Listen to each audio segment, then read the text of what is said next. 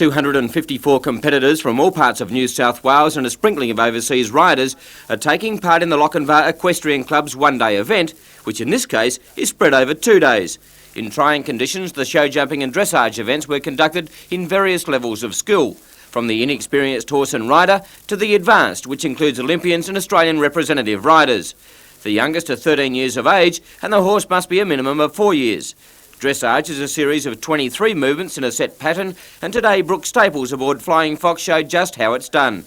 Staples led the Melbourne 3-day event after the dressage section, and he was one of the favourites at Lochinvar today.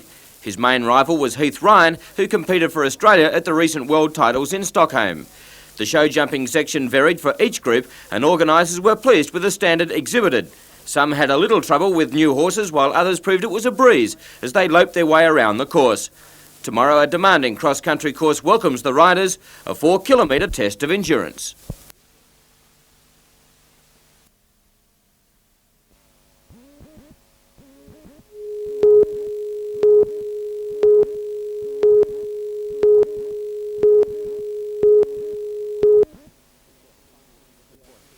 The quarterfinals of the BHP Steel International were blessed with clean 1-metre waves and cloudless blue skies. Barton Lynch made the most of the idyllic conditions to snatch the first heat from American Todd Holland with a last-minute ride. Equally consistent was West Australian Dave McCauley, who turned in a flawless performance to defeat a radical Robbie Bain. Bondi rookie Robbie Sherwell pushed Californian Mike Parsons all the way in Heat 3, but in the end had to be content with the career-best 5th placing. Cronulla's Glenn Pringle continued to cut a swathe through the seeded surfers, and the apprentice plumber and part-time pro surfer showed ice-cool concentration to demolish Marty Thomas. I was feeling nervous before the heat, but I keep thinking that I've got everything to gain and he's got everything to lose, and that's the way I take it. Pringle met Parsons in the semi-finals, where a high tide made catching the best waves the secret to success. Pringle went for broke with some big manoeuvres, but the American's longer waves earned him a place in the final. He met Barton Lynch, who dispensed with McCauley in the other semi-final. Unfortunately, the surf showed no sense of occasion, and the tiny conditions made it little more than a wave-catching contest. The Californian had all the luck and in the end scored a comfortable win. It's been 7 years on the tour. I've been dreaming of this day, and just there's times when I thought it would never happen. I got close a few times earlier in my career, and I knew today I had a good chance. The surf was real fickle, so it just came down to whoever got the better waves, and I'm just the happiest person in the world at this stage. Newcastle's own Nick Wood made the most of a last-minute wave to snatch victory in the Pacific Dreams Pro Junior, but fellow Novocastrian Mark Hancock could manage only 3rd in the longboard event behind Sydney's Mark Rabbage. Bruce McKenzie, NBN News.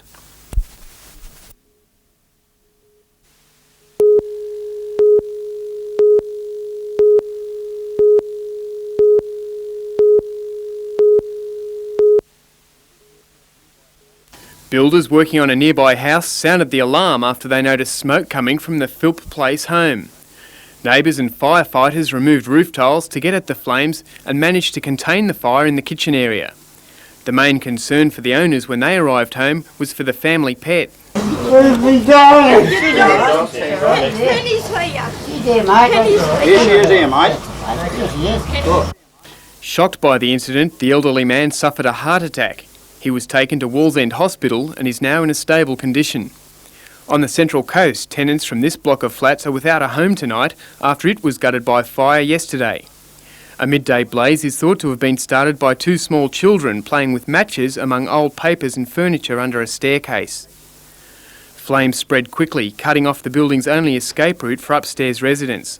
A family of 4 barricaded themselves in. I just seen an orange glow under the stairs. And what then, you went back inside and what did you tell your family? I just told them to put some towels, wet towels around, get in the end of the house, away from it. That's all I could do. A neighbour rushed to help with a ladder. Oh yeah, well if it weren't for the bloke that was working over here with the ladder, they wouldn't be here now. I tell you now, like, as soon as he got the ladder, you know, we got them down in 5 minutes, but I mean, they were hanging on the window, so they were ready to jump. Another tenant tried to battle the blaze with a fire extinguisher. Yeah, I just grabbed it. You know, I thought, oh, here's a chance to put it out. Fire extinguisher, grabbed it, ran in there. It was just, you know, no way, just all that come out of it was there. Few of the building's 15 residents were left with little more than what they stood up in, and as yet have no alternative accommodation.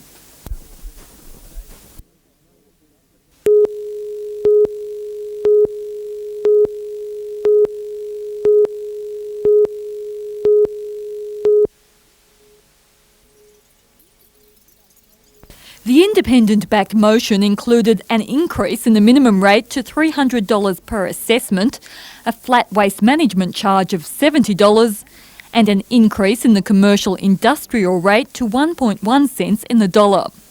The meeting heard that around 15,500 ratepayers would be affected by the jump in the minimum rate, but the independents strongly rejected suggestions that the poor are being asked to pay for others.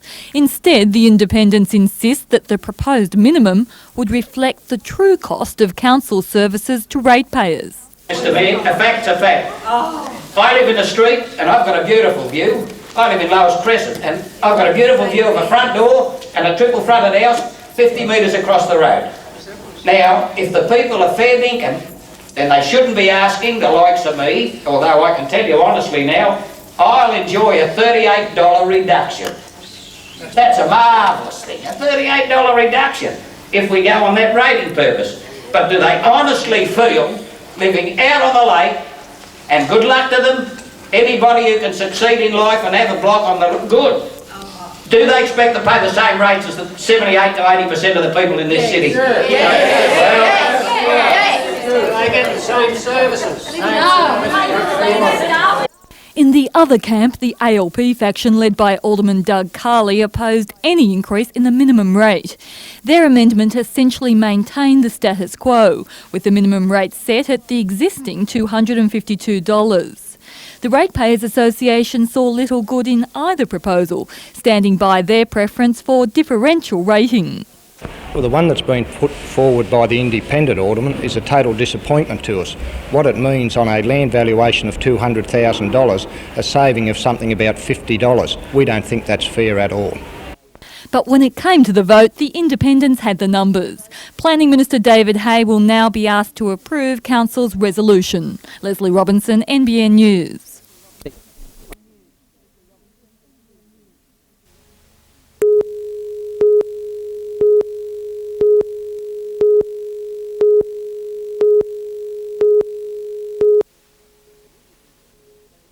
Immediately, unions plan to fight back. The network's Melbourne journalists walking off the job before their product went to air. The number of people to be retrenched must be fought if there is going to be a good professional product out at 10 to be maintained. News and current affairs have been hardest hit by the cutbacks designed to save the network more than $100 million a year.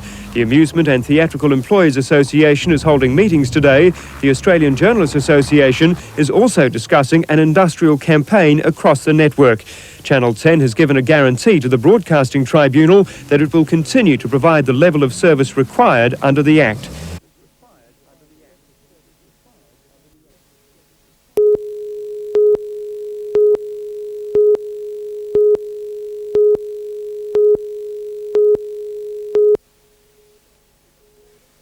With 6 of its members on the Knights' 12-man board, Newcastle Rugby League last night set about the task of selecting its nomination for Knights chairman to be endorsed at the club's annual general meeting next month. It was expected that was to be a mere formality, with no indication prior that the incumbent, Max Fox, was to face a challenge. But at the last minute, Knights deputy chairman Kevin Smith threw his hat into the ring. But with Fox having held the position since the Knights were founded, the result was predictable, Fox emerging the victor of the ballot. Smith then was elected unopposed as deputy nominee. In the other elections, there were little change. Jeff Wright returned as NRL chairman, the 6 NRL directors on the Knights board unchanged, and relatively the same lineup for the NRL directors. There were also several life memberships handed out last night. The only topic which attracted any debate was a move to remove the Hunter Region's P and SSSA's 2 representatives from the NRL committee. According to Chairman Jeff Wright, that was sparked by reduced interest at school level in rugby league and poor representation at meetings. However, the move earned little support, with those opposed arguing it would further alienate support at junior ranks. The motion was soundly defeated.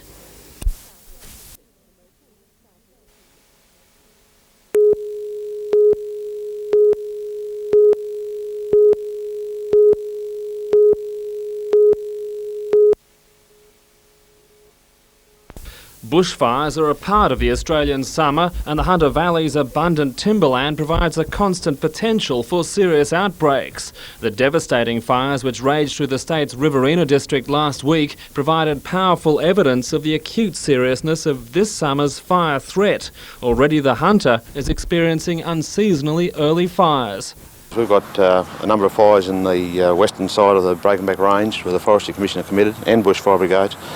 We have a fire in the Dungog area which has gone over a few thousand hectares now, and they'll be involved there for some time, and the National Parks have got one particularly bad one west of the Putty Road in Wallamai National Park. The fire service is calling on residents living near bushland to ensure that their homes are isolated from combustible materials. Simple precautions could make the difference between a fire emergency and a disaster, and the risk this summer is very real. This is the driest I've seen the area in perhaps 5 or 6 years. We have to get fires this time, we can't miss it.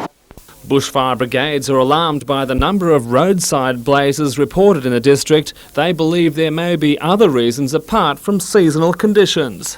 But the tinder-dry conditions aren't the firefighters' only worry. They're also concerned by the number of arsonists working in the region. It's estimated that of the fires in the Hunter this season, more than half were deliberately lit. Subject to variation by local councils, the statutory bushfire danger period is from October the 1st to March the 31st. Stiff penalties for offences under the Bushfires Act will apply if the regulations are broken in any way. Tom Hilston, NBN News.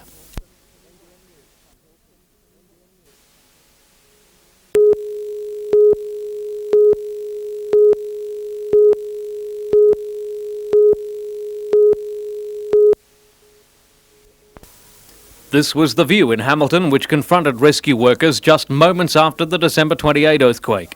The Kent Hotel in Beaumont Street was one of the most prominent buildings ravaged by the event. Its collapsed awnings claimed lives and forced a new approach to building codes by civic designers. Today, the hotel shows no signs of the damage suffered. In fact, it's won the Heritage section of the Lower Hunter Civic Design Awards.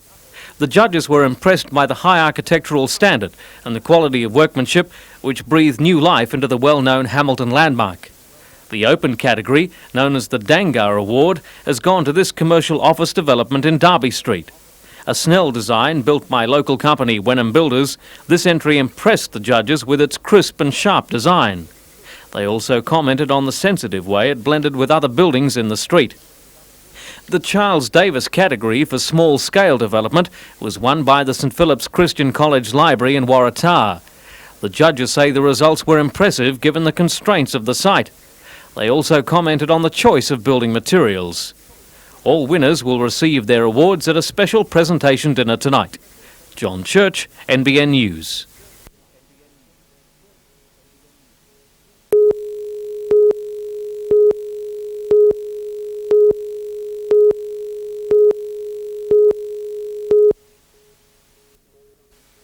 Situated on Newcastle's picturesque foreshore, Queen's Wharf boasts one of the city's most popular hotels, the Brewery. Much of its appeal lies in the fact that patrons are free to take their drinks outside onto the public wharf. It's an obvious target for a council-declared alcohol-free zone, but also the least likely to suffer its restrictions. I wouldn't envisage the council declaring that an alcohol-free zone, because the council's been a part of an agreement to lease, and therefore the council has to bear the consequences of that particular decision. The leasing of Queen's Wharf facilities has proved a lucrative business. In the last financial year, Council has received $556,000 in rental payments from wharf traders. A substantial part of that came from an agreement which sees Council pocket 8% of the total turnover, meaning the more people drink here, the more money goes into the Council coffers. Council is still considering which areas, if any, should be declared alcohol-free. I think the primary aim of legislation is to stop outside areas where people are eating and drinking from becoming an extension of the hotel in the form of a beer garden. Other hoteliers have described the situation as a partial conflict of interest and called on the council to show some consistency. But if the powers that be, such as the licensing police and the council, feel that it has to be stopped, then yes, if it has to be stopped, fine, but it must be across the board, certainly. Bruce Mackenzie, NBN News.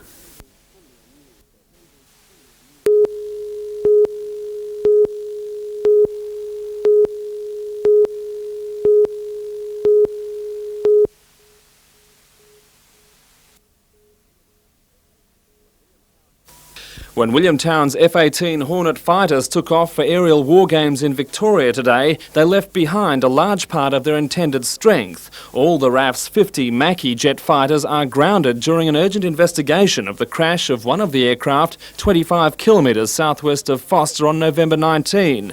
Its 31-year-old pilot, Flight Lieutenant Russell Page of Williamtown, ejected from the stricken aircraft but died as a result of injuries. Today, the Air Force revealed his aircraft had come apart in mid-flight. All we know of the accident is that there was a structural failure of some sort.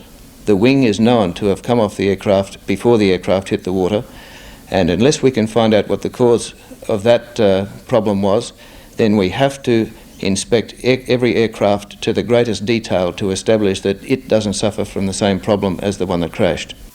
The Italian-designed Macchi jets are 25 years old but still play an integral part in RAF flight training and combat exercises. The RAF is preparing an intensive search of the crash site to find fragments of the jet which disintegrated on impact and sank in about 200 metres. On impact, the major part of the aircraft would have disintegrated into a number of small pieces.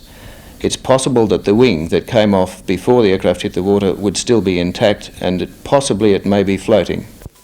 Fishermen and beachgoers are being asked to help in the hunt for wreckage, reporting any finds they make along the coastline south of the crash scene. A Navy ship, HMAS Brolga, has arrived in Newcastle this evening to prepare for a search of the ocean using sophisticated scanning equipment. They'll be joined by a private salvage company from Sydney, understood to be the same group which successfully recovered a light aircraft 1 year after it crashed off Botany Bay in 1985. US salvage experts are also on their way to Newcastle. Despite the high cost of the search and the chance that it may be unsuccessful, the Air Force believes it is worth a try. A Macchi is about $5 million replacement cost, and we have 50 of them on the ground at the moment waiting to be returned to airworthy condition. Now, as I said, we can only return them to airworthy condition when we find out what the cause of this problem was, or the other alternative is that we have to pull them to pieces and examine the structure very closely, and that in turn is extremely expensive and costly in manpower. Tom Hilston, NBN News.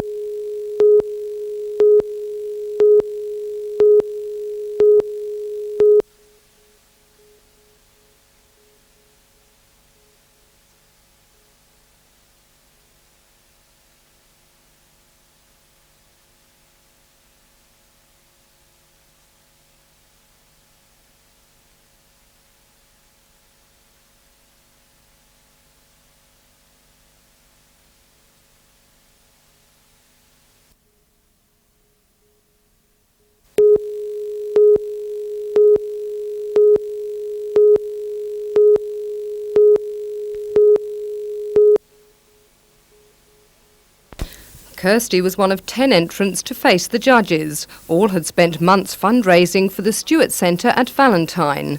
21-year-old Kirsty, who has recently graduated from nursing, was thrilled with her win and the chance to compete statewide at a Sydney ball next week. Kirsty was chosen on presentation and for her communication skills and also her compassion.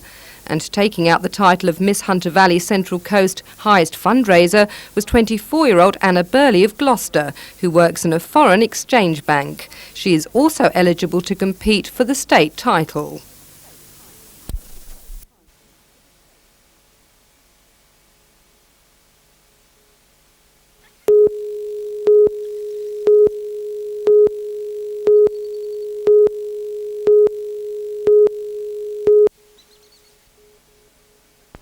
Stephen Cleaver, now of Tarraweena near Dubbo, was turning plenty of heads on Cormorant Drive at Kooragang with his unusual appeal for work. The 3 signs were an idea he got from a friend who tried them with much success in Queensland. With just 2 more days until his due home, Stephen has been getting an early start, setting up at 6 a.m. at Adamstown yesterday and 6:30 today, and he says he wants to be out all weekend. All I've got to do is find a right spot where I can't get booked. Have you had many people stop? I've had 4. But despite his very laid-back approach, Stephen admits he does need a bit of help to while away the hours between those visits from potential employers. So how do you fill in the hours while you're waiting? Newspapers, listening to the radio. That's about it. Just looking, falling asleep.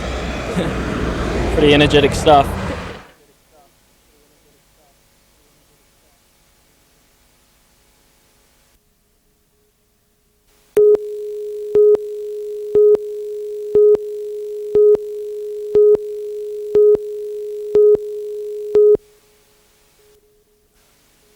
Taylor has been stationed at the Australian Institute of Sport in recent times, and her added experience told today against Alicia Thornton from Sydney. Taylor raced through the first set 6-2 and was well on the way to victory. And although the scoreline in the second set read 6-love in favour of Taylor, giving her the match, it was an excellent set of tennis as Thornton stretched the Maitland player on many points. For Stockton's Emily Fisher, a mixed day as she defeated Sharon Langsford of Sydney in the round of 16, but then found the experience of Claire Thompson too much in the quarter-finals, losing 6-2, 6-love. In other women's quarter-finals, the number 1 seed Michelle Jaggard advanced to the semis with a 6-2, 6-2 win over Katerina Arapovich, and Christine Radford beat Pamela Cruz 6-love, 6-3. Newcastle's William O'Neill and Richard Nichols bowed out in the round of 16. Nichols was outclassed by Jason Cast from Sydney. Cast is freely tipped by the experts as the likely finalist, and on today's form no one is doubting that prediction. After accounting for Nichols, he swept aside Andrew Bates in the quarters 6-1, 6-2. John Ireland struggled before he shook off the determined challenge of Michael Draper, and he advanced with a 7-5, 4-6, 6-4 win. Top seed Laurie Water was too strong for Grant Spearings, and in the other quarter-final, Brett Custer defeated Mark Hopkins 7-5, 7-5.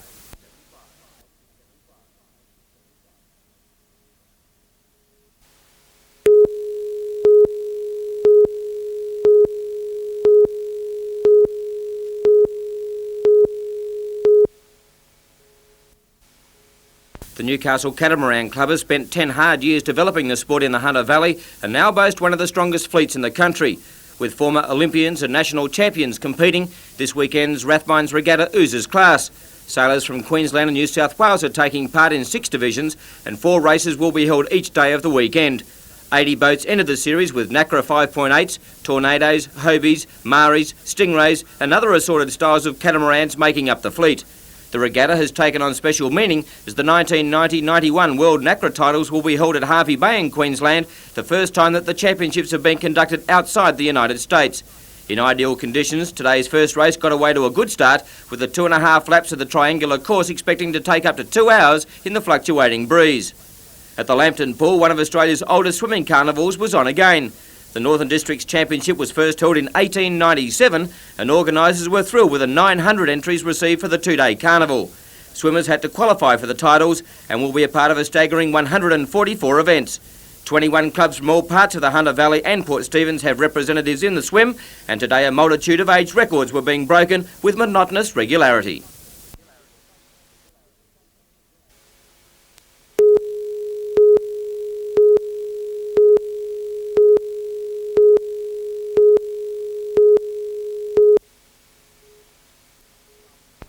Government representatives joined community leaders in a memorial service which included addresses by AIDS workers and friends and relatives of sufferers. Candles were lit in memory of 38 people who've died from AIDS in the Hunter, just a few of a growing toll.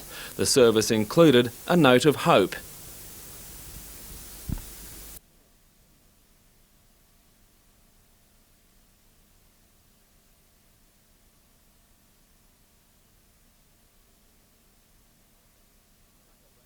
The Hunter branch of the United Nations Association observed World AIDS Day by hosting a discussion panel at Royal Newcastle Hospital. Guests included medical, legal and religious leaders who considered policies and strategies to fight the disease in the Hunter.